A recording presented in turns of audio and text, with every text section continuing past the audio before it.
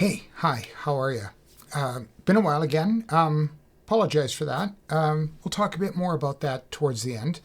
I want to talk to you today with some advice for both employers and employees on both sides of the spectrum. I think what we need to do is have a look at a recent article and then I'll talk about it. So yeah, let's just have a look at that right now. So here's what this one is about. It's a recent case where a worker had been hit by a crane previously, and then, well, they ended up getting a fine because, well, they were sort of, how would we say, counseling the worker to not put in a workers' compensation claim. So yeah, let's just have a look at this. And this is brought to us by Castanet. They say Kelowna's homepage in British Columbia. But anyway, and it says, worker hit by crane, Burnaby employer fined for trying to prevent a WorkSafe BC claim.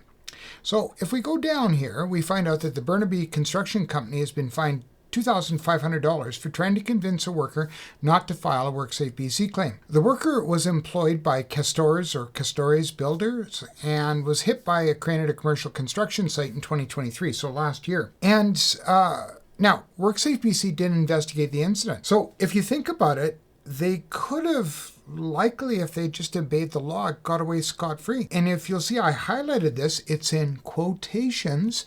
Information provided to the agency sparked an investigation to determine if the builder had violated the Workers' Compensation Act by preventing or trying to prevent a workers' compensation or the workers' injury claim. And this is according to the investigation report. Now, a Freedom of Information request was put in. Now, the investigation concluded that there was evidence it had, according to the report, that the company was sanctioned with a $2,500 penalty in September. The date of the crane incident and the location were redacted. And the reason this is done is because it could identify the worker. And the idea is the worker has a right to privacy through all of this. Now, right at this point, as of October 30th, the company had not appealed the penalty or asked for it to be reviewed. So let's just talk about this for just a second, shall we? First off, all across Canada, and as far as I know, in most states, that it is against the law to counsel a worker to not file a claim, or to counsel a worker to withdraw their claim or not file one, or to suppress a claim. And so honestly, it's against the law. And I'll talk a bit more about that in a second. I personally have had it happen to me. So I'd like you to do me a favor, just weigh in, let me know if it's happened to you, or if you've known somebody else it's happened to in the past. It's not a good thing, and our compensation program is based on the idea of no-fault insurance, that we give up their right to sue the employer with that right to having no-fault insurance. I'll talk a bit more about that in a second. But let's just look at three different ways, popular ways, that I've seen in the past, and as I've said, it's one of them's happened to me, in the past of where employers will try to get a worker to not file a claim. And so obviously the first one is going to be just that. Don't file a claim or you're fired.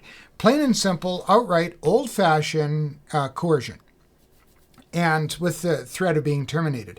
So honestly, and that happens more than I would like to think.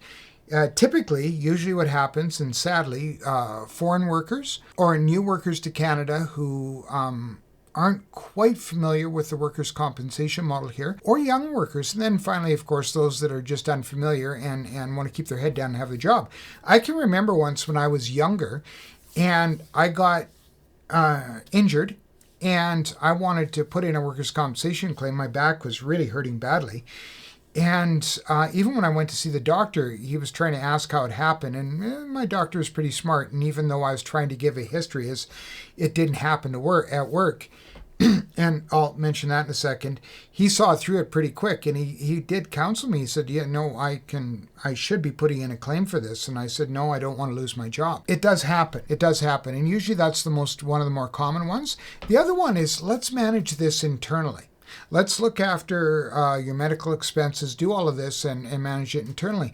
Often this is a mistake from a couple of things. And I've seen it where even somebody has been injured and not that bad, and they've tried to coerce the employer into just paying a cash settlement, or a lot of times the employers will offer a cash settlement. Let's handle this internally. Usually it's to the detriment of both parties, the employer and the worker, because for the simple reason that a lot of times with the worker, their injuries may be a little bit more than they originally thought, or the employer may end up paying once, but then, well, you know how that works with blackmail. You keep paying and paying and paying. And then finally, let's just say it just didn't happen on the job. Say that this happened, okay? And I've seen workers attempt to do it where they got injured off work and said it happened at work. But then employers who have done the same thing said, hey, just say you're playing ball on the weekend, rounded third base, and you broke your ankle, or whatever the case may be.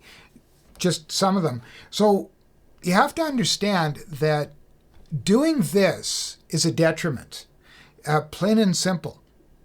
Okay? Plain and simple. And I have a warning, so this should go as a warning to employers, and that was a small fine. Believe it or not, it can be more.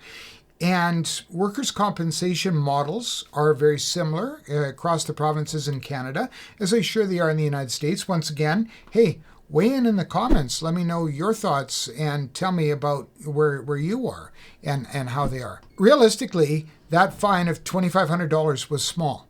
It was. Outright, the employer was contravening the Workers' Compensation Act of British Columbia.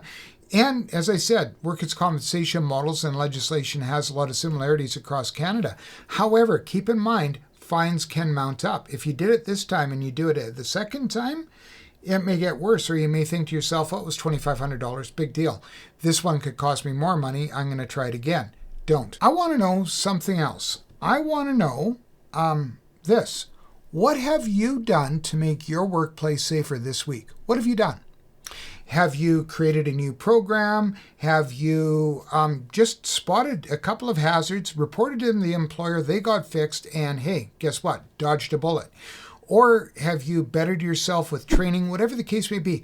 Let me know in the comments. I want to know what you've done to make your workplace safer this week. So anyway, 3 different misconceptions, and I'll just show them all at once, and I'll talk about all of them. And so these are 3 different, and I put Workers' Safety Insurance Board, or whatever it is in Ontario. Forgive me, Ontarioites. I imagine Dave will weigh in. Thanks, Dave. 3 common misconceptions with workers' compensation models. With the Meredith hearing in the agreement way back when, Canadians have won the right to no-fault compensation, and what we do is we waive the right to sue our employer. Now, not saying you can't, there are some cases you can, but usually if you have a claim and it's been accepted and you decide to sue your employer, often you waive all rights to future compensation. It gets cut off and you waive the right. So, but going back to the first point, you know what? Even if you were at fault, even if you were neglectful and you were at fault, you're still eligible for compensation. However, it doesn't make it that you're going to keep your employment. Okay? The employer has the right to performance manage you even when you're on compensation and terminate your employment. Just because you're on compensation doesn't mean your employment can't be terminated. So that's one. And then don't worry, it's not against the law. If I had $1 for every time I overheard people even talking about workers' compensation, and it's okay if you fudge it a bit, or employers saying, it's okay, we just report the wages is not so much. You know what? Both of those are against the law. It's fraud, and it's just plain and simple. So you can't underreport payroll to reduce your claims. You can't put increased premiums back on the employee. You can't, as the employee, lie about your injuries and make them more than they are. No matter what, okay, you're going to get caught. In fact, 90% of all fraud cases across Canada end up successfully prosecuted. So as far as workers' compensation goes, because they really have good investigative teams. So don't do it. The other one is they can't spy on you. Now, no, they can't monitor your phone calls or any kind of communications or anything. Even the police have a difficult time, and they have to go to great lengths to be able to capture communications. So no, workers' compensation boards or WorkSafe BC or WSIB, they can't do that. However, anywhere where you don't have a reasonable expectation of privacy. So, I mean, if you don't have a fence in your front yard and you're out mowing your lawn, but you've hurt your leg, guess what? Yes, you can be videoed. Okay? Plain and simple. Or if you've gone to your local gym and you're pumping iron when you've hurt your back, guess what? You don't have a reasonable expectation of privacy if somebody walks in with a body cam, and you don't have that reasonable expectation of privacy. You're pretty much in a public area, maybe privately owned, but if they can get away with it, that's fine. Be careful with that. Okay. Yes, there are limitations as to how much that they can video. Like if you go to somebody's house and you guys are lifting weights in the basement, curtains are drawn, then you have a reasonable expectation of privacy and nobody can capture that. They can't intrude upon your privacy. However, like I said, if you're out and you've injured your back or you're injured your body and you're up on top of a roof putting in on some shingles, you know what? You don't have a reasonable expectation of privacy. So be wary of that, okay? And watch yourself. Thanks, everyone, for tuning in. And so a couple of other thank yous out here. Dave, thanks for checking on me. Yes, I'm okay, and so forth.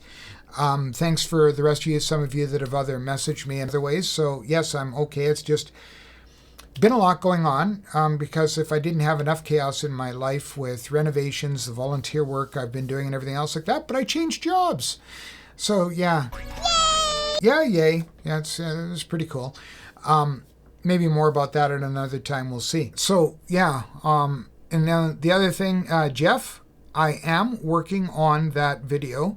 But like I said before, it's a lot of research. So you can look for that when it comes out. You know what I'm talking about, Jeff. So, yeah, look forward to it. I'm working on it. It'll be there shortly. Yeah, and that's about it. So, once again, just that previous question I had, what have you done to make your workplace safer this week?